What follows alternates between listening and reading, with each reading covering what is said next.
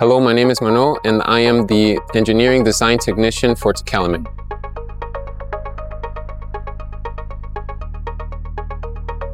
My job consists of designing and creating 3D models of fueling dispensing skids.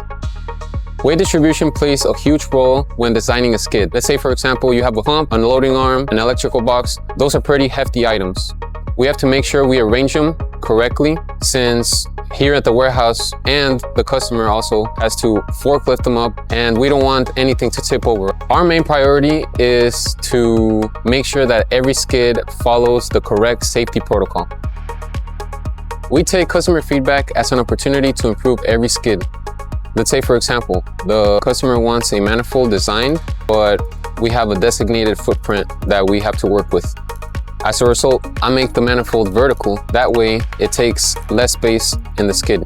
But the customer is concerned that when fueling pump, it puts too much stress on the pipes. Ultimately, I make the manifold horizontal. That way, there's no more stress, and I compact it into the footprint that we have to work with. Here at TECALEMIT, our team wants you to know that our thought process is to make your ideas a reality.